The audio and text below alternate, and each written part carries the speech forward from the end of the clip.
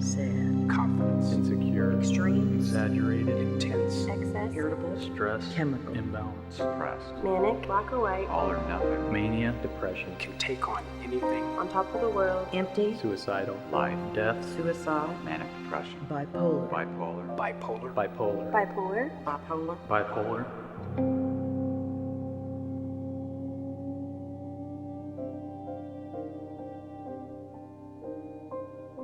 Bipolar disorder. What is bipolar?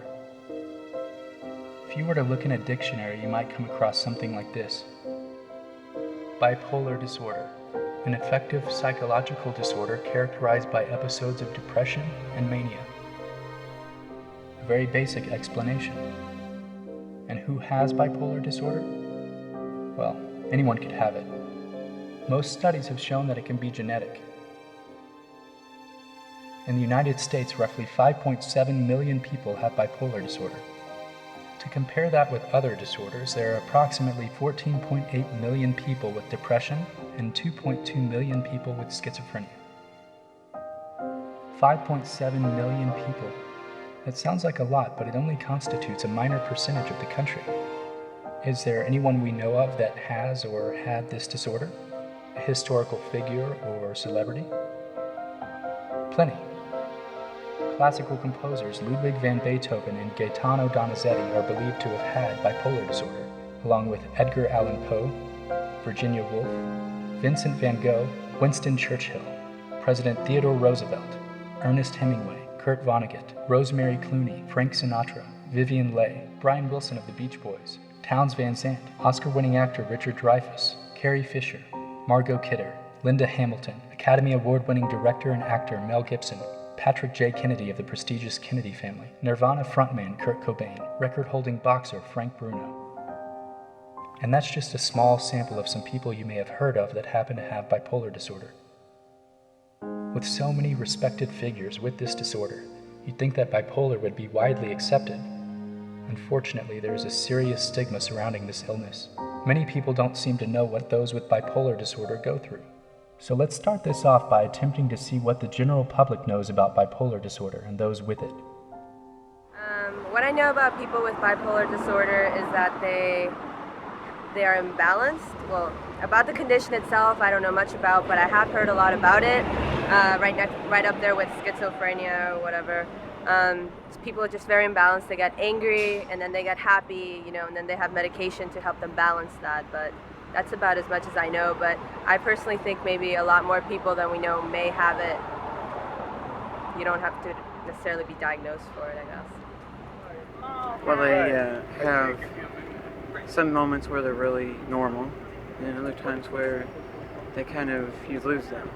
They react to something you say or you do, and they completely flip. I just know about the disease and what happens to their moods and how they can change their moods easily. It can go from anger to happy and then back to angry again. I know it's really hard to live with. One minute these people are just excited, they're enthusiastic, they sensationalize everything, and then one minute they're so far down. It's like they're scraping the bottom of the barrel. They are depressive. They just literally suck the life force out of you. I don't really know too much about the disorder, but I think it's mostly I hear from people it's like when they have two different personalities, or they're at one minute they're really high and happy and running around and stuff, and the next minute they're very down and kind of really depressed, and so they kind of go from one extreme to another, and they not too much in the middle. So that's pretty much all I know about it. Drastic mood swings, depression, headaches, certain things like when things are up, they're really up. When things are down, they're really down. They're a pain in the ass to live with. They can change moods really quickly, and they go from happy to upset within a blink of an eye. I just know they have a lot of mood swings. They could be happy at one point and then just totally go crazy at the other. And from what I'm aware of, I believe it's a hormonal problem and hormonal imbalance, and that's pretty much it. I don't know much. I'm very interested in psychology, but I mean, I know it was, the political term for it is changing these every now and then these days, but I mean, I don't know much. I know that a lot of people are being prescribed medication with actual little psychological help, counseling. Otherwise, psychologists these days seem to be prescribing medication to individuals and not giving them any actual counseling. I don't really know much about bipolar disorder. I know that it's like a split personality kind of thing, right?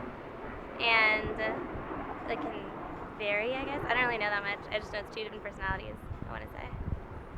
Well, I know there's been a lot of famous people with bipolar disorders.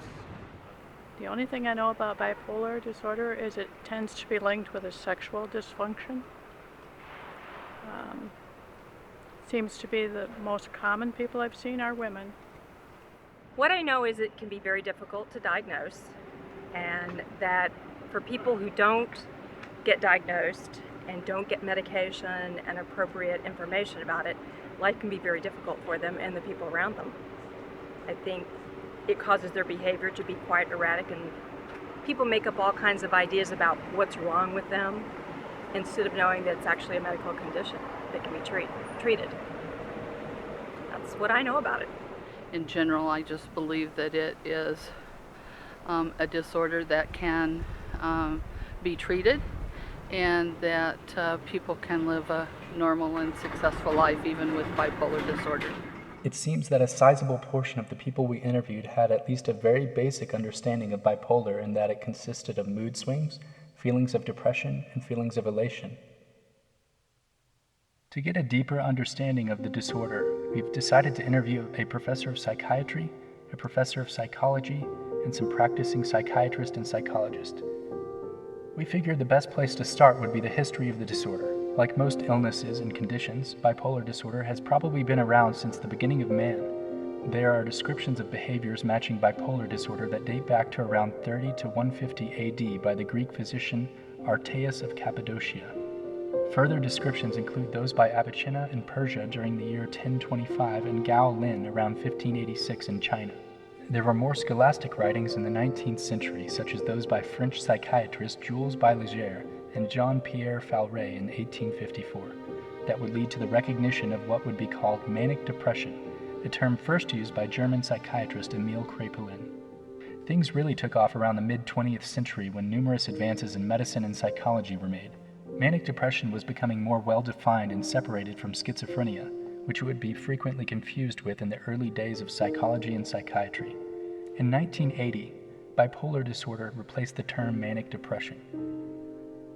The disorder tends to manifest early in life, commonly during late adolescence or early adulthood. However, children as young as 3 years old have displayed signs of the disorder.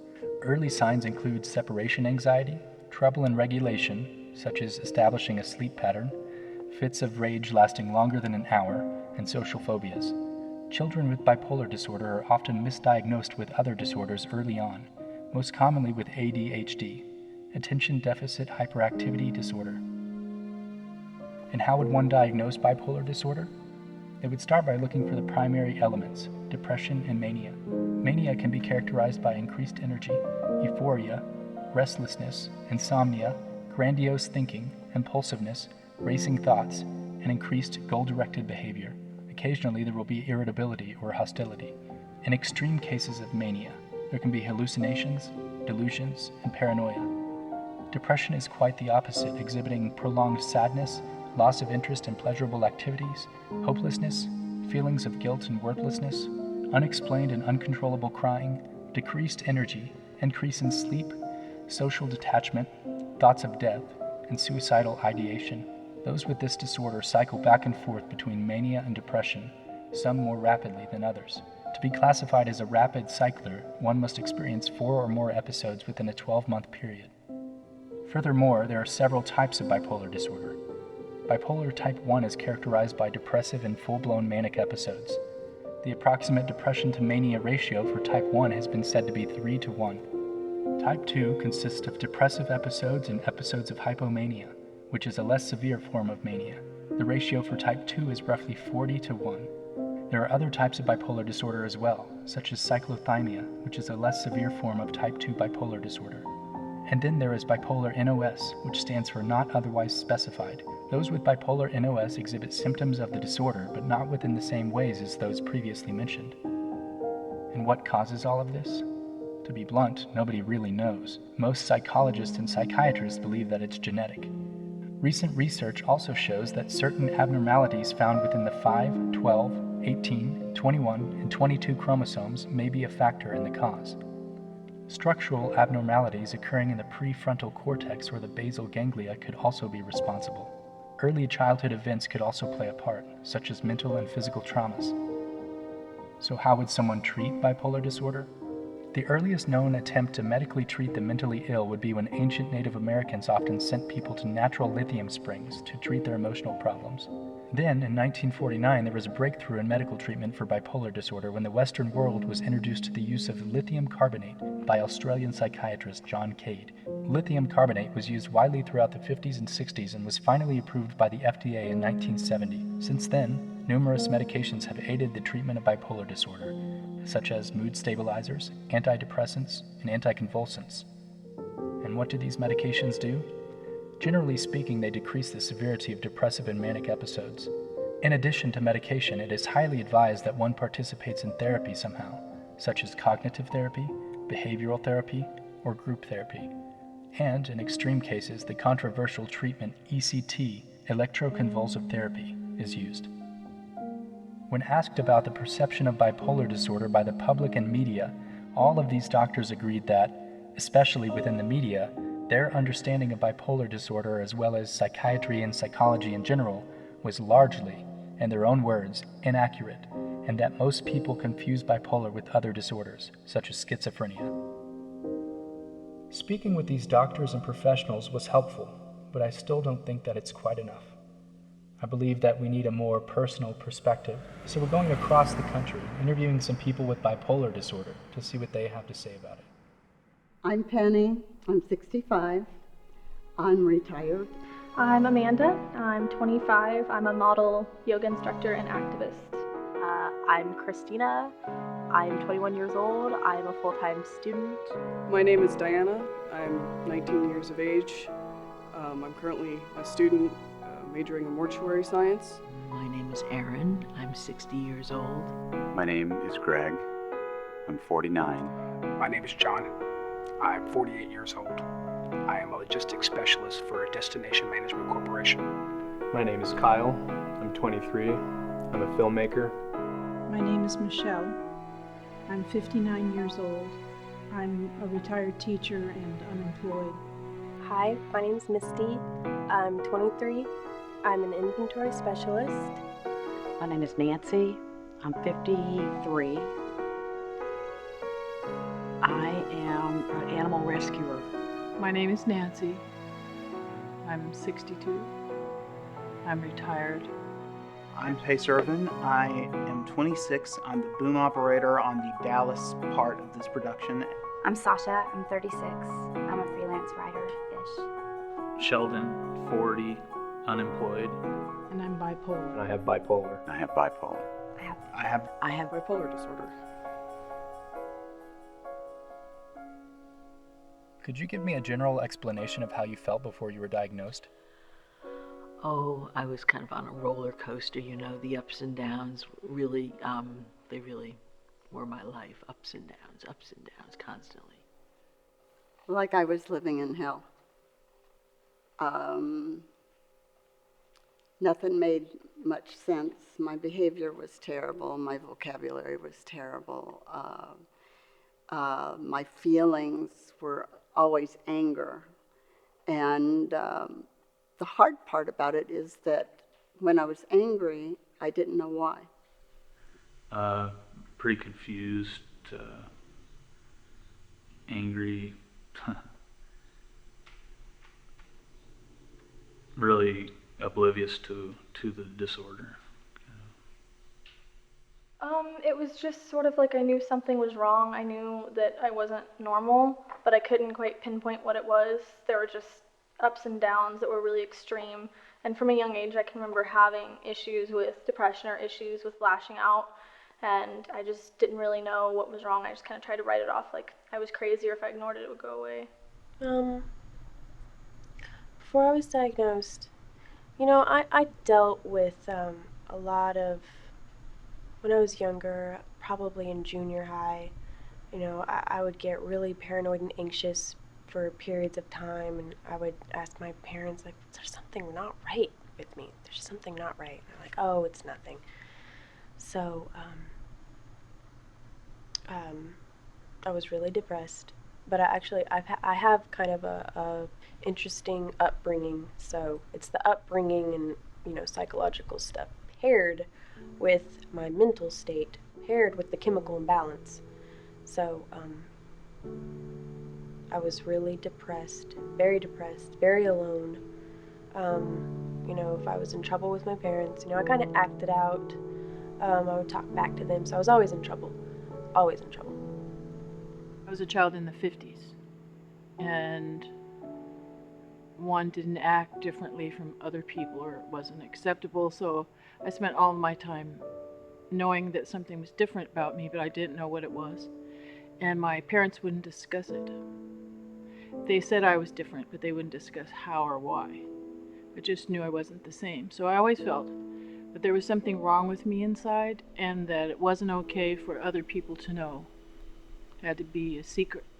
And how long have you felt the symptoms of bipolar? Now that I understand it, I've probably felt it most of my life. Just wasn't aware of what was going on with me. But yeah, pretty much most of my life I've noticed. Well, I don't really know, but probably since I was about 12 or 11 or something like that. It's been a long time, but it was never called anything, except I had my high points and my low points. That's all I ever knew. Can you tell me when you were diagnosed and how it felt once you were diagnosed? I was diagnosed in 1994. I checked myself into the hospital. I was so sick and tired of being sick and tired. I was very suicidal at the time. I had a gun, and I had drank many different types of liquor. And I made the phone call, and the man at the other end of the phone literally saved my life, because he got me in the hospital right away. I was diagnosed in December of last year, and it was sort of like getting a gift, because it cleared up a lot of misunderstandings I was having, and explained a lot of why people reacted the way they did to me, and helped me understand myself a lot more. I was diagnosed at 16 in 2002, and I specifically remember the counselor telling me that bipolar people always make the wrong decisions. And I don't think I'll ever forget that, because I feel like every time I'm upset or I'm unhappy in my life, that it's just the bipolar. Originally, I was diagnosed about probably 10 years ago. It was hard for me to accept. It was kind of embarrassing, I guess, to a point, to be kind of labeled as bipolar. Started out with a diagnosis of depression. So I was diagnosed with depression when I was probably about a senior in high school, around the time my grandmother died. And it wasn't really surprising, that one. But it took a couple of years after that until I got the diagnosis for bipolar. I remember I was going to my 5th university in 6 years, which tells you something. And I remember going to see the psychiatrist that they offered through the school, and I had this drawing that I had made, and I took it to her, and it was, you see people do the ups and downs that they have, and I said, I have these ups and downs, but at the top it does this, and at the bottom it does this. So I had this drawing that looked like waves, and I showed it to her, and I said, this is how I describe what's going on with me. Can you tell me what it is? And that was when I got the diagnosis. And it felt like a relief, because I knew something was wrong with me. I could feel it, I knew it, but I wasn't sure what it was. And then I was able to feel a little bit more free. I didn't believe it. I just didn't believe it. I said, my doctor's crazy, not me. And a year later is when it when I did realize that there's something going on, and I had a second episode a year later that was severe, and it's actually the son of the initial doctor who did the correct diagnosis. And at least in the hospital, I had another doctor diagnose me as bipolar, manic-depressive at the time, but I didn't believe that either. And the third doctor, the son of the first, he diagnosed me, and it started to sink in that maybe I am bipolar, maybe I am manic-depressive, and I resisted against it. I didn't want to be. So I was trying to figure out ways to fix it or solve it. So that was my initial reaction. Once I started seeing doctors about it, it made a lot of sense, but it added a lot of confusion. Treatment for bipolar is not cut and dry. The medications aren't very predictable in some cases, and you never know quite what you're going to get when you start a new treatment program. When I first was diagnosed, I was relieved. I was like, okay, there's something we can do about it. I was diagnosed when I was 18 after a very significant, severe manic/psychotic episode, and I freaked out. I freaked out. I first of all, I was traumatized by the episode, period. And then finding out I have bipolar disorder, I just freaked out. I thought that, no guy's ever going to want to date me. I'm going to have to be on medication. I'm going to be judged. I'm not going to be able to fulfill the dreams and goals that I want in life because of this. I felt it was going to be a handicap. And I definitely initially freaked out. I was diagnosed at age 14. At least, I'm pretty sure it was about 14. Yeah, and it was really, really hard hitting because of what happened during that time period. So, it's not easy to get diagnosed at an early age like that. At the moment, I don't know if I felt anything because I was numb. I had a numb thing going on anyway. And when he told me that, I didn't know what it was. And so after he explained it, then I was afraid because I realized I wasn't the only one in the family who had it, and it sort of explained a lot of things about my family, and then I thought I was going to be just like them, and that scared me. But on the other hand, there was treatment for it, so that made me feel good. There's some kind of treatment to make a lot of the symptoms better. So it's kind of a mixed thing.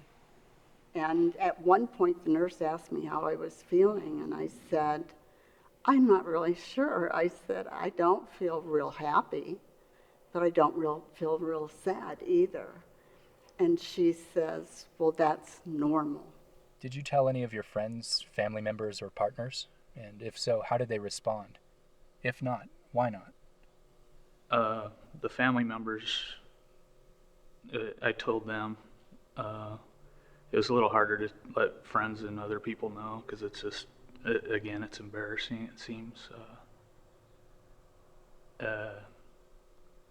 You just kind of feel like people treat you as a freak or something when they realize you have it. So, while my family, I think for them, it's really painful. For my parents, they can't do anything about it. They can't do anything to help me. I was adopted, so there's no way to really track it back. And so in some ways that was hard too, because I felt like saying sorry, maybe you got a lemon. But I'm not shy. And if someone doesn't understand, I'm really happy to talk to them about it. But it does cause destruction. I'm very apologetic for the destruction. But it's just who I am. It's what's going on. As time went on, and as I would get into different social environments, I found myself embarrassed and not wanting to tell anybody that I was bipolar or manic depressive, simply because it's just not easy to deal with. the reactions or the preconceived notions or prejudices are not easy for me to deal with after the fact, because you never know how somebody's going to react. I did tell a couple people. I was really open about it because I kind of felt lost after the episode. I was really confused. I was completely out of my element. I didn't really talk that much. And I told people and just was completely open and honest with them and just kind of got like a blank stare. So I was really open at the beginning, but I kind of regretted it. Could you give me a general explanation of what it's like to be manic? Both the positive and the negative sides. Well, generally speaking, when I'm manic, I'm very energetic, I'm excited, I'm busy, I'm doing lots of stuff, which is the positive side because I get a lot done. The downside is that I can spread myself too thin and actually overtire myself, and then that leads to a downside and leads into a spiral depression.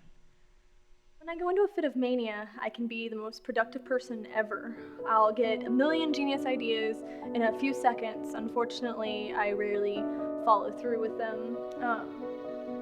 But on the same token, I can get a lot accomplished if I stay on the high. Like, I'll make a big long list of things to do, like clean the house and go do this extensive workout and paint all my walls, and I'll do it all. I'll stay till the wee hours of the morning to get it done as long as I stay on the high. But as soon as I flip and I could be in the middle of them and I can crash, and it'll be the stupidest little tiny thing that'll set me off, just a scene in a movie or somebody saying the wrong thing. But when the high is gone and I crash, it's just like everything comes falling down around me.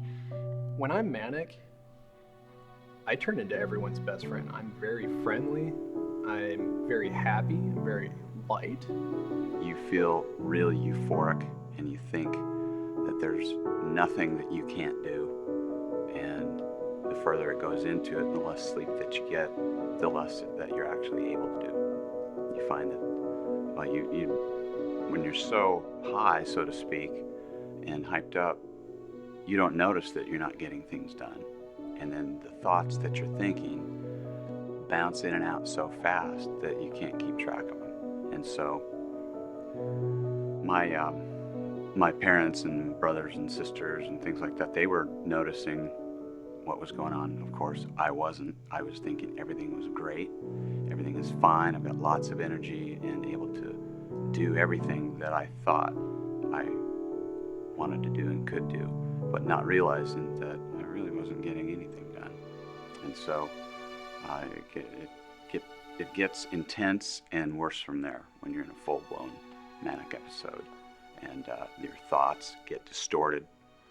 And after the fact, you can look back and you can actually remember some of the thoughts that you're thinking, and you say, what was I thinking? And so it's not a comfortable situation after the fact, but while you're in it, you feel so great.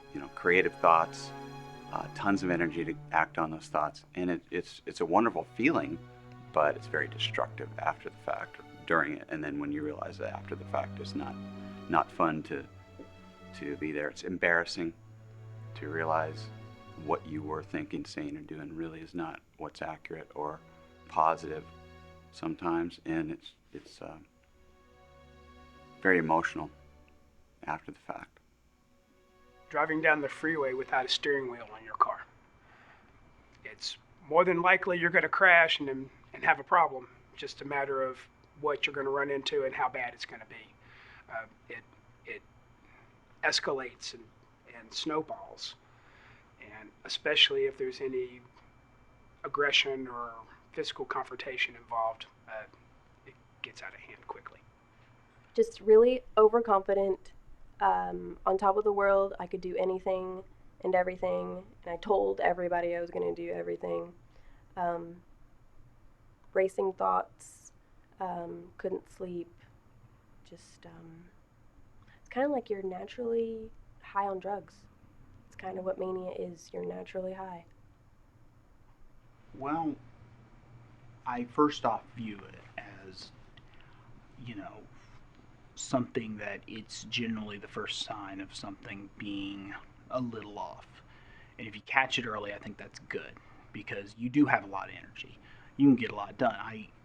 I cleaned up a shop in 25 to 45 minutes in the theater shop, and that should have taken a few people, about a couple hours. I did, bam, like that. There's the thing. You need writing done, you get done fast. But, all that aside, that's really not a net positive, I guess. That'd be the term. It's just not as much positive, because you can really, really, really make yourself do some stupid things when you're highly manic. And I remember when it was really, really bad, before we'd really gotten the medication fixed, before I'd gotten off the antipsychotics, those manic episodes, those are what led to all those nightmarish kind of paranoias. And, it's one of those things that, yeah, you can get a lot done. That's great. And if you can catch yourself doing it, if you can catch when you're there, you can mellow it out, and you can just do what you have to do. And who knows, you might get done a little faster, but it's like the depression. I view it as you've just got to keep it in a range. If you could, try to give me a general explanation of what it's like to go through a depressive episode. You don't even want to come out of your room. You don't care about anything. You don't care about anybody. If you let friends down, if you miss a job or some type of appointment, you just don't care. A lot of times I get to the point where I just get exhausted and sleep for hours on hours. Just feel there's no hope in life to go on. It's the most horrible thing I've ever gone through. It's like going into a hole that never ends. Suddenly, everything that I have been doing, everything that I'm trying to do is just absolutely worthless. I lose focus on everything. I'll just scream and cry hysterically in a desperation to get help or to get out of the black hole that I'm in. It feels like you're in a tar pit, really, and it's just suffocating you, and you're falling, you can't get out, you're covered with this sticky, goop, and you just can't get out of it without some sort of help, some sort of resources. I lose all ambition when I go through a depressive episode. I don't want to do anything I enjoy. I lose all hope. All my dreams and aspirations, they're gone. There's lots of sleeping. There's lots and lots of suicide plotting and planning and thoughts of death. There's lots of darkness, lots of physical darkness. For me, I always want to draw the curtains, shut the doors, get into a small space and have it be, a cave. Really, it is like being in a hole.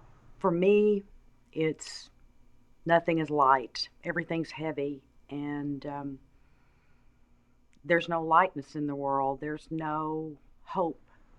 You really just don't feel like living anymore. I mean, I've been suicidal many times. You just don't want to live anymore. Like, life is over. What's the point of being here? I don't see any light. You don't see any light at the end of the tunnel. Nothing is going to be better. It sucks. It really sucks. I hate it. But I always know that I'm going to get through it. That's why I stick it out. I know that it will pass. You just have to know that it will pass, because it will. You just have to be strong and fight it, but it does suck. The world would seem like it was coming tumbling around me, tumbling down around me, and it was very, very frightening, totally frightening. I lost control. I would cry hysterically. I'd, crash my head into the pillows on my bed. I'd not be able to move for several hours off the bed. Sometimes I'd go on the floor and just lie face down. It was really very upsetting. Could you tell me about a pivotal moment involving the disorder? For example, a manic or depressive episode that changed your life.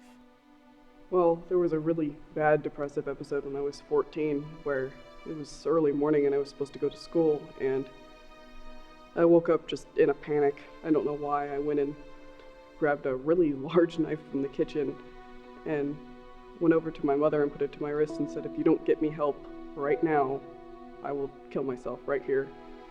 And she said okay, and we got in the car, and she took the knife from me and threw it in the back of the car, and we went to one of the closer mental hospitals, and I was put in inpatient under a 72-hour hold. By the time I ended up getting in the fight and getting stabbed in my face, I kind of realized that something was wrong and I needed to make some changes in my life, I think. I was driving a 16,000-pound tow truck with a Suburban on the back of it, and I went into a complete, total psychotic rage. I don't really understand why, but it was frightening to me. Felt like I was fixing to run people off the road. I don't know how it happened. There's nothing in particular that provoked it, and I couldn't turn it off. It cost me my job. I can tell you about the one that I've been referring to. It was a manic episode that lasted about 3 months. It was severe mania. Let's see. I didn't have a place to live at the time, and my car had broke down. So I was staying, at various friends' houses. I would walk the streets at night, very dangerous. Especially my party town. It wasn't very smart to do that, but like I said, when you're manic, you're fearless. So,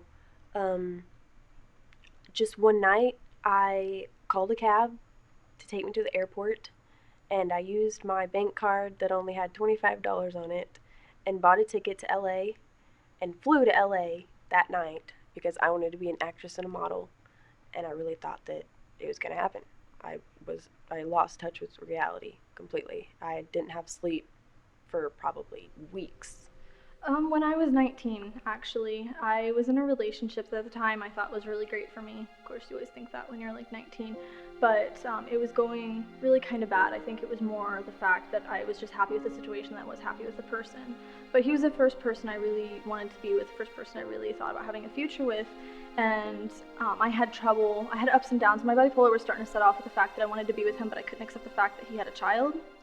And I ended up ODing on Prozac by accident that night. And I remember waking up the next morning. I don't think I'd really slept, actually. I think I was just more of a trance from the drugs. But I remember getting up the next morning, and I couldn't hardly walk. I made it to the bathroom, and I looked in the mirror, and something just freaked me out. And I felt like the highs and lows at the same time. I started feeling it like all at once, and I'd never felt that before. And I just went out to the living room because I was staying the night with one of his friends, and I went out and I tried to just kind of curl up with him, hoping it would go away and hoping that it was just another trip, because I'd drawn drugs before. I thought it was just a trip, but it wasn't coming down. It was setting off the highs and lows even worse. The few Prozac had turned into like half a bottle, and I remember like trying to cuddle up next to him, and he asked me, "How many did you take? Your eyes are pure black." And I just remember the tears in his eyes and the look on his face was heartbreaking. And that kept me from wanting to make destructive decisions for a very long time, and I haven't. Sometime in mid-2009, I had got so depressed and so just tired of trying different medications and different therapies and having nothing work. And had really just got to the point where I was suicidal all of the time. And I didn't feel like anything was working. None of the meds had worked, and I was in therapy and doing all the things. And I ended up at a doctor that recommended electric shock therapy. And so for me, that was the turning point of my life, because it's sort of, at the time it was incredible, this decision to do shock treatments. And I read all these autobiographies and memoirs of Kitty Dukakis and Carrie Fisher and these people that said, they had a little bit of memory loss, but it was worth it. And so I thought, well, I can hang with them, so I'll have shock treatments. And so I started shock therapy in the end of September of 2009 and had about 13 treatments in all, I think. And at first it was incredible because it sort of pulled me out of the depression so fast, like nothing had ever done before. I went from not even living my life at all, just going through the motions, to literally being shocked back into life. But then after having a few more weeks of the treatments, as it went on, the memory loss started to come in. And I didn't really realize until I stopped the treatments how how much of an impact the memory loss was going to have. And it's changed my life forever. So in a way, the shock therapy was awesome because it pulled me out of that depression that I couldn't find my way out of, but it changed my life in ways that I'm still discovering. Do you take any medications? And if so, what kinds? And if not, why not? Oh, I take my medications, definitely. I started out with the same medications I'm taking today, and that's lithium, 300 milligrams, and that's a low dosage. I take Prozac, 20 milligrams, and trazodone to help me sleep, 50 milligrams. They added Klonopin and propranolol. The Klonopin for anxiety that I would get, and then the propranolol was for the shakes. I take a variety of medications. I take Geodon, Lexapro, Klonopin, and Xanax. And because of me taking those, I also have to take Provigil when necessary, because those previous four kind of can sometimes put me in kind of a daze, kind of very tired, and I need the Provigil to kind of keep me up. Right now I take lithium carbonate, and it's the slow release. Currently, I'm not receiving any medications. I've had extensive medication over the years, probably a dozen or more different medicines. I take Lamictal. I take it morning and night, and I've been consistently on it for about a year and a half. Well, I've been taking lithium for for 20 years, because I found out about it when I was 42, and I started taking the medication then, so I'm 62 now. And just recently I started taking Abilify, half lithium, half Abilify, to see if that might help more than just the lithium. And I take clonazepam because I also have anxiety disorder and panic attacks and PTSD. And so I take that, and I take trazodone for helping me to sleep at night because I have trouble sleeping through the night. Do you find any benefits with the medication? Very much, yeah. A lot of my friends will even admit in my family that my temperament changes a lot. I'm more tame, not so aggressive, and then I don't have the mood swings so much to where I'm just breaking down all the time. It definitely helps. They keep me stable. They keep me sound. They allow my brain to function. Since I've never been really normal, I think they keep me probably as close to it as I can be. They let me function on a rational level a lot of the time. I function a lot on emotion. So I've learned a lot. I've learned to control my emotion. I've learned to control my anger. And not only control my anger, I actually got rid of it. I kind of know what it's like to be stable, or as stable as I can possibly get. My episodes they're still there, but they're much less severe. They're not really true episodes. They're just little moments. They're, depressed moments, manic moments, as opposed to, a 3-day episode or something like that, or a 2-week episode. I would say it keeps me from being as low as I could go or as high as I might go. It doesn't cure it for me. I still have highs and lows sometimes in the same day, but I'm aware enough to know that that's bipolar happening. Are there any downsides to the medication? Yeah, it's kind of, I used to be really energetic. I've lost a lot of my energy. I mean, to a point, there's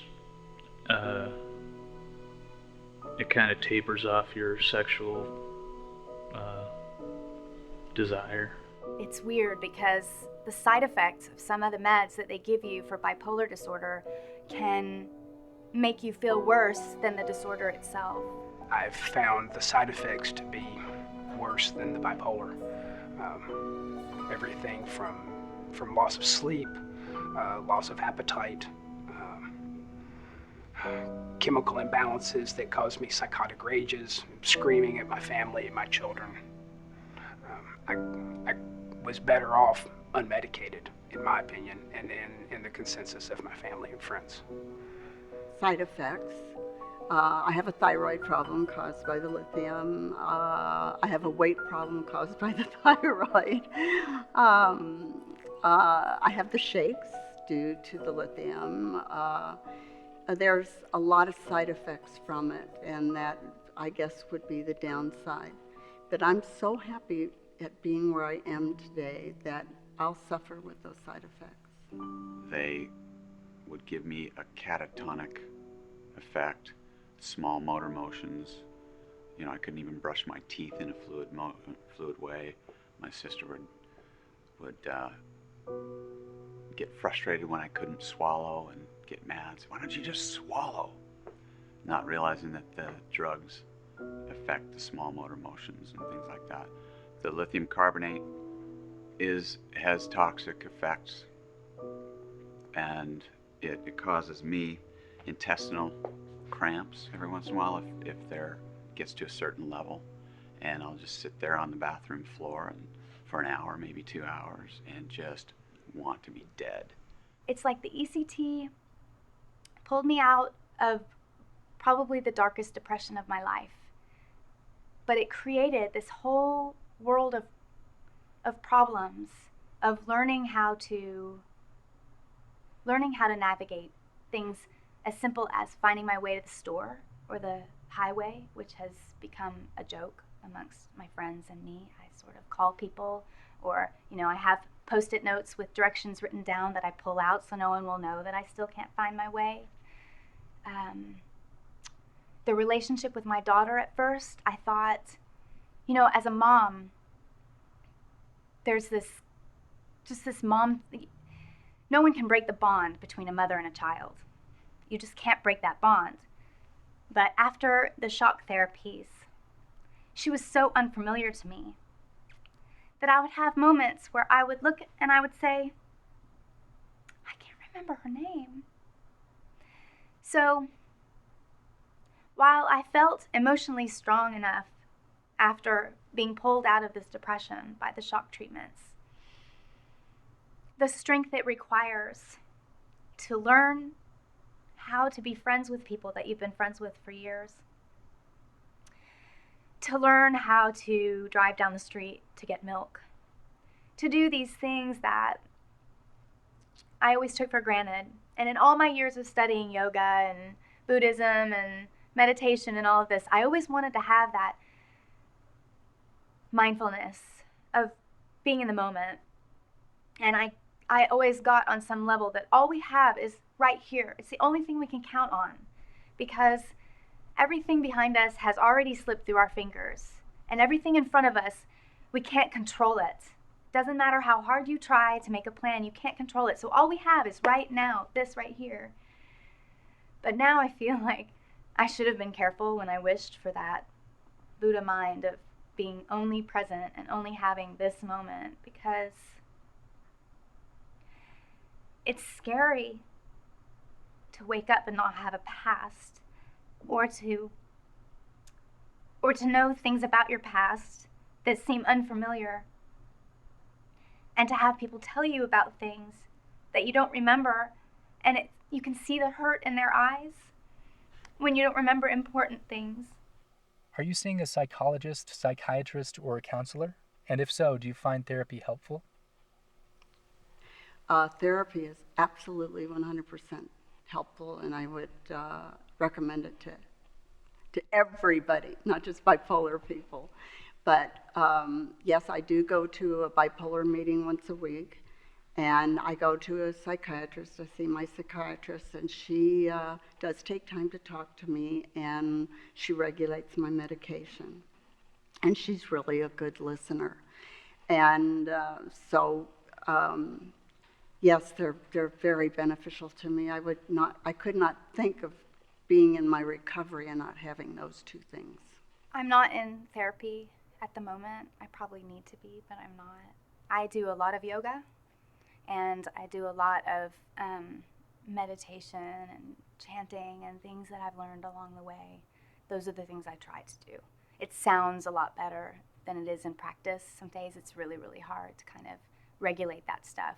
But I know that I need to be in therapy, I think. It would be good for me, but I haven't found anyone that I trust enough yet.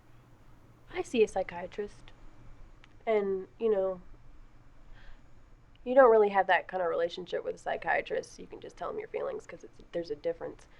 But I can talk to him a little bit and ask him my questions. But I don't have a psychologist. If I could afford one, I would definitely have one because I think they're beneficial because I can, you know, express my feelings and they can basically just have someone to talk to because I kind of wear people out telling everyone how I feel and they just get kind of sick of it. But no, I don't do group counseling. I did some of that, like, you know, when I was in the hospital, and I don't really think I benefited from it. How would you say that you differ before and since you started treatment? Before treatment, I was extremely suicidal and debilitated. I couldn't work. I could barely get out of the house. Since treatment, I've been able to get out of the house. I'm socializing much more than I was before. Before treatment is sort of like going through life without a map, I think, because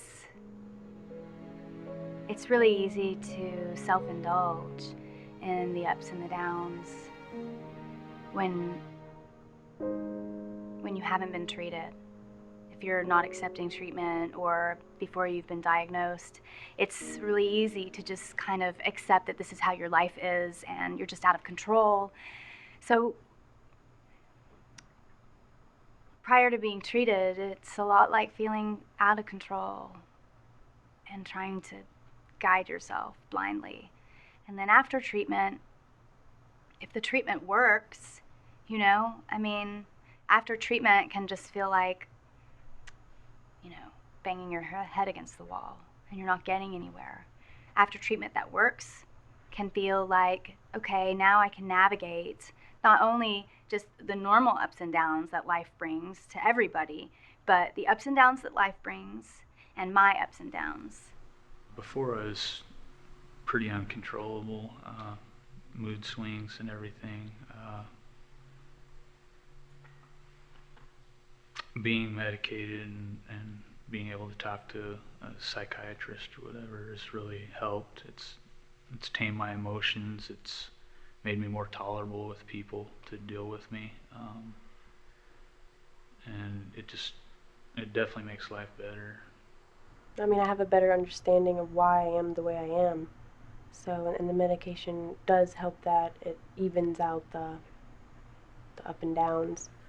Generally, just easier to be around, a lot less intense. And there are some downsides, you know, having been treated, you know, with medication. Like something I've, you know, discovered, you know, fairly recently. I really don't feel as creative as I used to be. I really do feel like something was taken from me, and that I'm gonna have to work really hard to get that back. You know, I don't feel at my best, creatively speaking. My life was confusing, frightening, up and down, and great highs, great high moments. Wonderful, wonderful moments, but following the medication, I had to give up the highs, you know, and getting rid of the lows was no problem at all, but giving up those high points, as bad as they were and as unrealistic as they were, it was a wonderful place to be. And, you know, that's what I think about it. You know, I had to give up the really high stuff. Have you experienced any discrimination or stigma related to the disorder? And if so, how? Yeah. Ironically, just recently I had a down period and even had some problems with personal friends, lifetime friends, the friends that you would think would be there forever. We said we'd even die for each other. And I got irritable and misbehaved and they abandoned me, and they knew I had this illness, and had never had a history of having a problem with them, but these people are gone. So I took responsibility for my end of what happened, but the phone is silent now. So it's amazing to me, these are educated people, and they're gone. These are 40-year friendships, and they're gone. I think everyone does. I find it worse in close-knit relationships. I guess that's probably because you don't tell complete strangers about your disorders or about the things that are bothering you.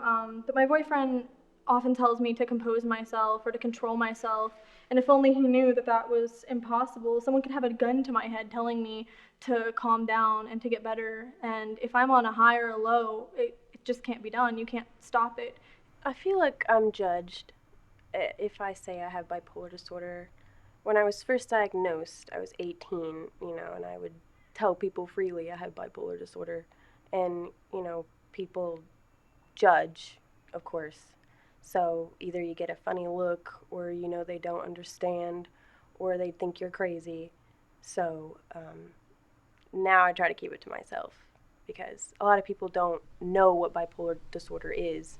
Obviously, I don't want my full face in this film, and I've taken the fact that it could be stigmatizing. It could hurt me in some way if everyone sees my face.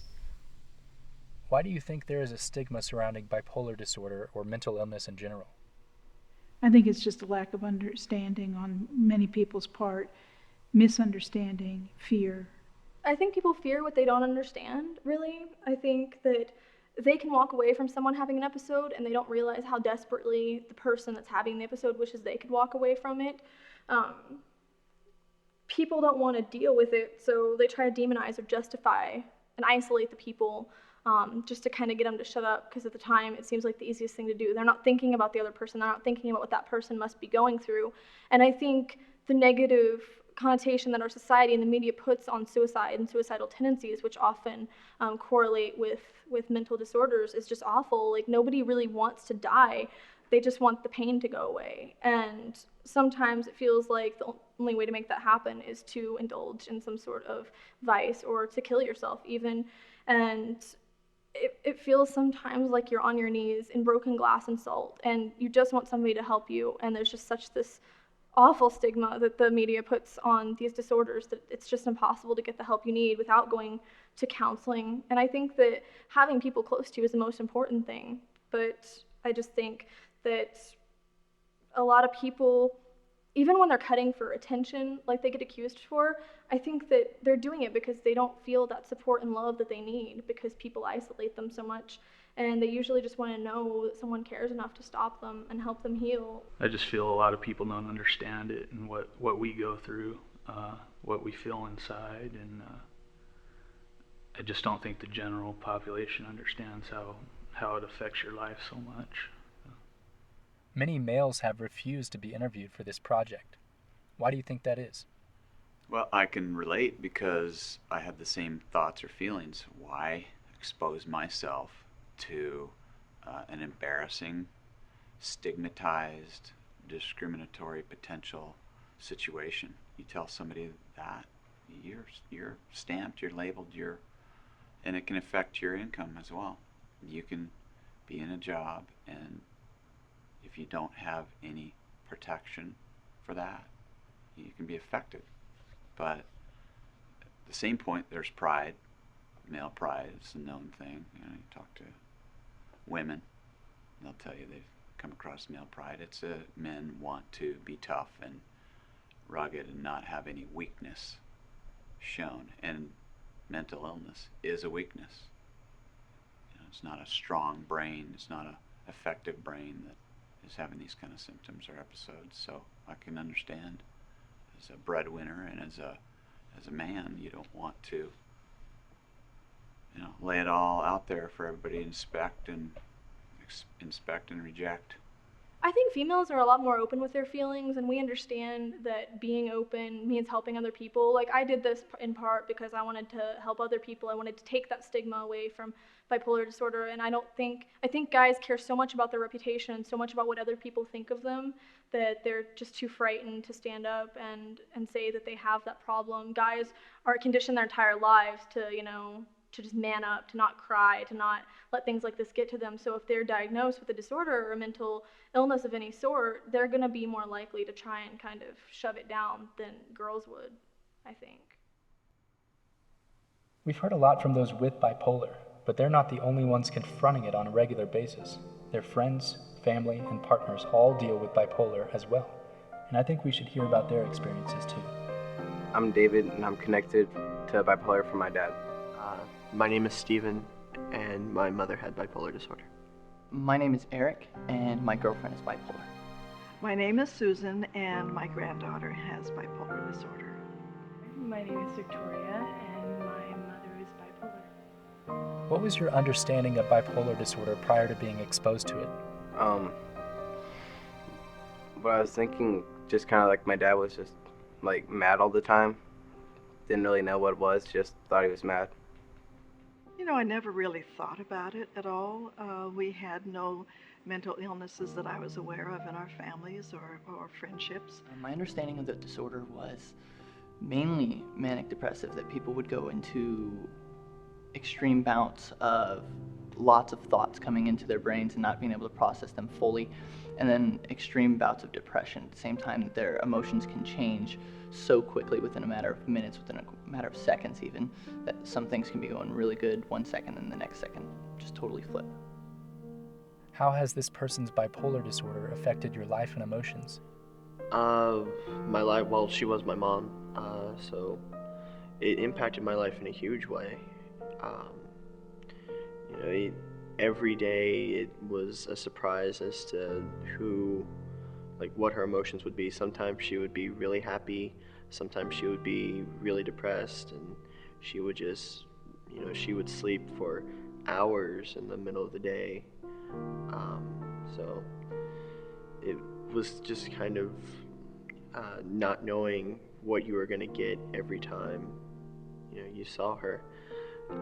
Emotionally, when I was younger, I always cared about her. She was my mom. Or as I grew up, I should say, I kind of became disconnected. I think it was mostly due to my own inability to connect with her because, like I said, I didn't know the real her. I only knew her from her diagnosis, and I only knew her emotions. I didn't know the real her. My emotions have gone from fairly stable to first meeting this person and being with them, meeting my girlfriend, to actually it's been a rough ride, to be honest. It's not been easy. My emotions seem to come unhinged, and I tend to have anger issues at this point. Not every day, because I tend to be able to control my emotions for the most part and manage things, but I do find myself losing control. It affected me a lot. Being a little kid, knowing that, mom's sick, that's how it was put. I didn't know how sick and how to address it, so I would try things, like home remedies, because I thought, oh, maybe she's sick as in a cold. I didn't know it was a mental illness type sick. But when I first realized that it was not like that, it was internal. It was something more, in depth. It wasn't until about I was 11, and I would try dragging her out of her bedroom, or I would just try anything I could to make her feel better, kind of mother her, so that she wouldn't feel sick anymore. So I kind of took that role on myself. It has changed our life, absolutely. When we discovered Christina's really difficult life that she was starting to have with hospitalizations and breakdowns and into the drug world, and suddenly having a chaotic life. My husband, her grandfather, said, "I will never let my grandchild live on the street. She will always have a place where she will be safe with us." We told her that, we told her parents that, and she has been in and out of our life ever since then. Whenever she has needed us, we have been there. We've been able to do that only because we have the resources. I know a lot of people don't. We were retired, we were still healthy, and we were able to support her in ways that she needed to be supported. 24 hours, 7 days a week, when she needed that. What was this person like in a depressive episode, and how did you respond to it? Well, when my mother was depressed, she would go into her room and lock the door. No real mention of why or how come. It was just, oh, Mom's in her room again. And I learned how to pick her lock to her bedroom door, and so when I was about 5 or 6, I would pick the lock to her door, and I would go inside and just see if she was still, in my mind, I was checking on her to see if she was still alive. Because I didn't know if she committed suicide or if she was just sleeping or what was going on. And so when Mom was depressed, it was kind of a big deal. My brother and sister and I didn't know what to do or how to handle it at first. But after a while, it just kind of became of, oh, Mom's just depressed again, we'll just leave her alone. She stayed in bed the whole time. And we knew that was major depression. She had had some contact with doctors about depression during her junior year. And so her mother was contacting her doctors. And the decision was made that she probably, when she came back home, would go straight to the doctors. What happened was the night before she went back home, she started cutting herself, which we had never seen before. What was this person like in a manic episode, and how did you respond to that? It was fun. Being a little kid with your mom being, from what I understood, mania to be, was that from the media is where I was exposed to what mania was, not the real mania. You know, that shopping, spending money, going here or there, being very energetic, which she was at times. I mean, she had her moments of being very uppity and bubbly and wanting to go shopping and those stereotypical things. And when she would do that, it was fun because I felt like, oh, I have my mom back. But it's not the truth. It's just an illusion because you know that the depression's going to come back. I didn't know, but I know now, you know, the depression comes back. And the mania still wasn't her. It was just a byproduct of the illness. But as a little kid, it was great because it felt like she was my mom. I felt like I had her back. I just didn't talk and just looked at him and said yes sir whenever he was yelling. So he kind of gets more on the angry side when he's manic? Right. Has that been tough on you? It has. How do you view bipolar disorder now after having been exposed to it personally? It is devastating for a person to have to deal with that. We have a wonderful support group. We go to DBSA on Tuesday evenings in town. And the people there tell us that we are so fortunate that Christina was diagnosed so early in her life because she has not had to go through the several marriages and several children and destroyed relationships and well, she has dabbled in those things. She doesn't have any children, thank goodness. But she has had a really hard time with relationships. and being wise in choosing the people around her. And I really, really have a heart now for all the people I know from the support group who really want to live a calm, we try not to use the word normal, because everybody's different and normal, but a life of peace. And how difficult that is when your emotions are swinging. And some people are bipolar with swings several times an hour and several times a day. I can't imagine living like that. That's very, very, very hard.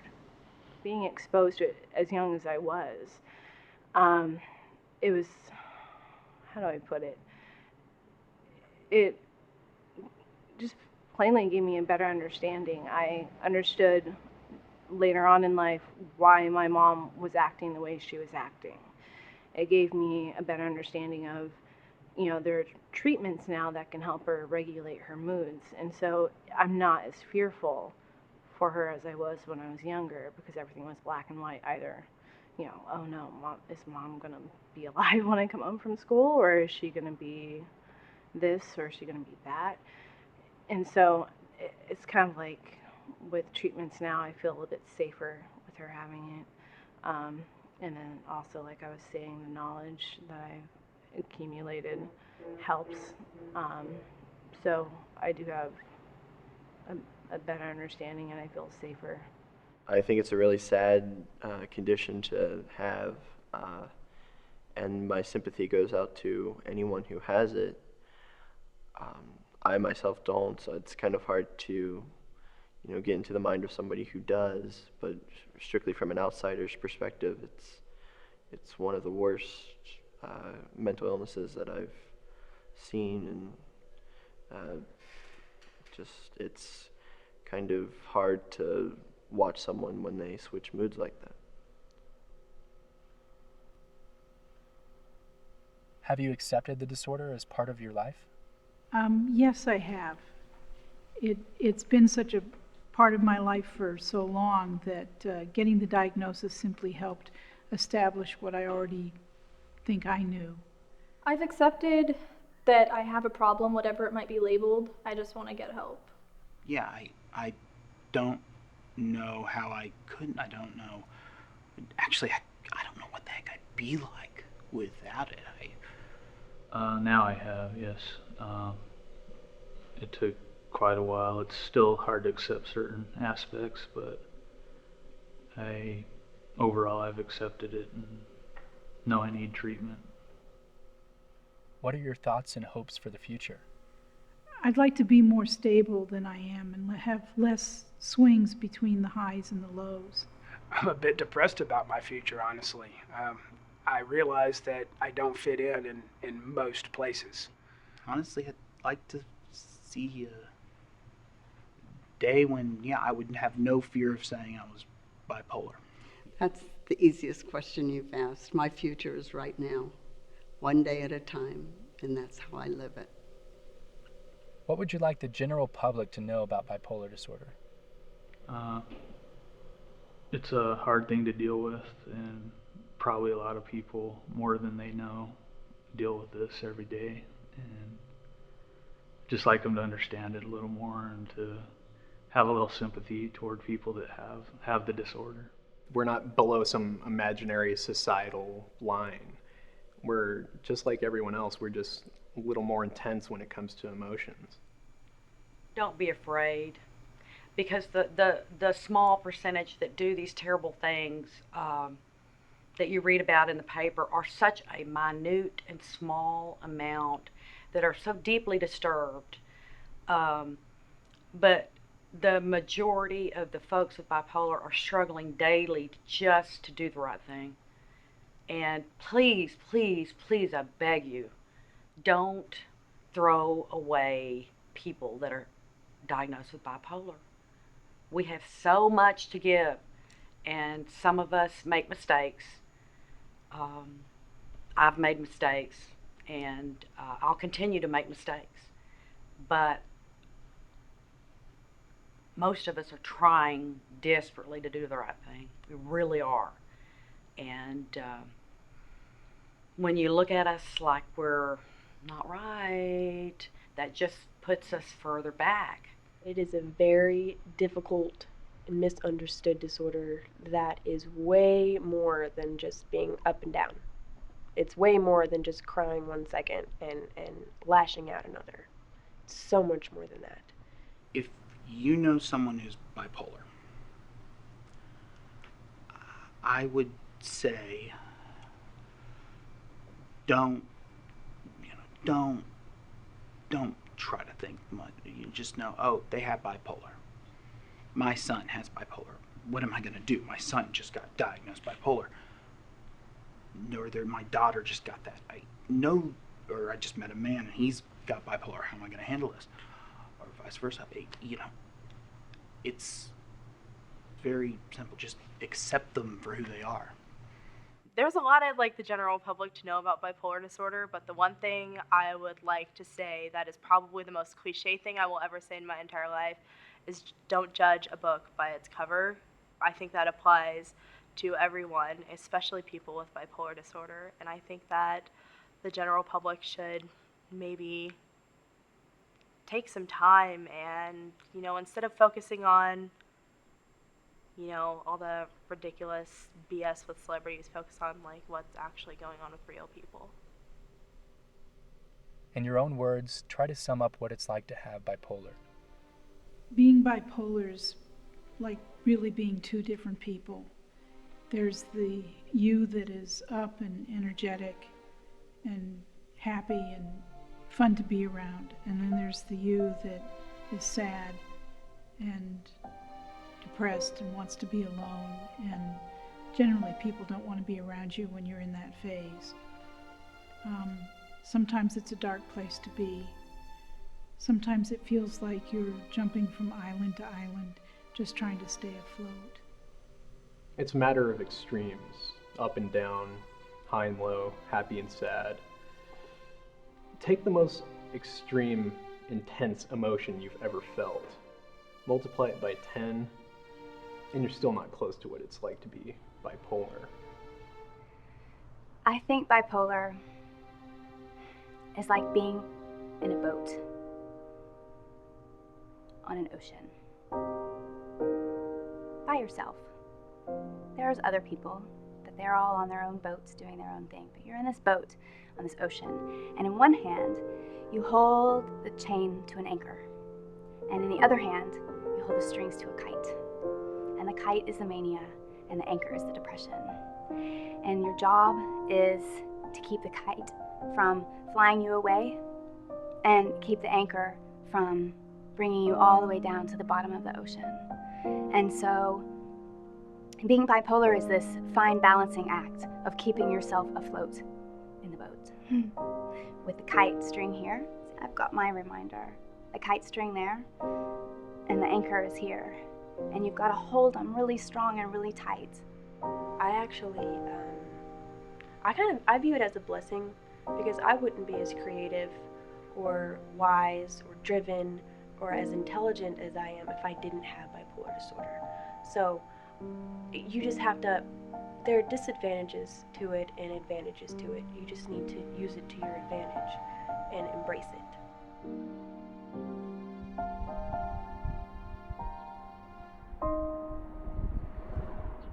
We've heard about the highs.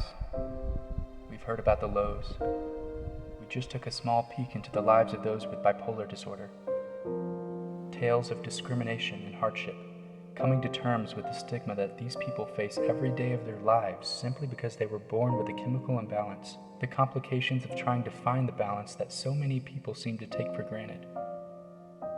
We hear about bipolar disorder quite a bit these days, from our friends in the form of a joke or sarcastic remark, from the media in the form of a news story depicting those with this affliction as irrational, violent, crazed, or insane. But let me ask you this. Out of all the people we interview that have bipolar disorder, did any of them seem irrational, violent, crazed, or insane? I think it's safe to say that none of them came across that way. They're people, just like anyone else. They are fathers, mothers, sisters, brothers, cousins, uncles, aunts, neighbors, co-workers, and friends. The only thing is that they just might be a little more intense when it comes to emotions and moods. All of us experience fluctuations of mood and emotion, but there is usually some sort of reason or rationale behind it. For those with this disorder, these moods and emotions come from a chemical randomly released within the brain. That reason or rationale that most have is absent. It's unstoppable and extremely difficult to control or cope with. For no reason at all, one could go into a phase of depression, sometimes so extreme that they may wish to end their own lives. Or they could feel on top of the world, once again, for no reason at all. And they can't just turn it off. They can't ignore it. They can't just forget about it simply because the mood is that intense. It dominates the mind completely. All they can do is try their best to cope with it. Does the fact that people with bipolar disorder experience more intense moods and emotions than the quote, average person make them crazy? No. Different? Yeah, but most definitely not crazy. What we need to do as a society is open our minds and hearts to those with this affliction. And while we're at it, we should open our hearts and minds to those with other disorders as well, such as depression, obsessive-compulsive disorder, post-traumatic stress disorder, schizophrenia, and many more. People living with these disorders have so much to offer, but unfortunately they are shunned. They face a prejudice that is rarely spoken of in this world, and like all forms of discrimination, it needs to end. As a society, we must lessen the stigma surrounding mental illness, and the first step is education. Are you ready to take that first step?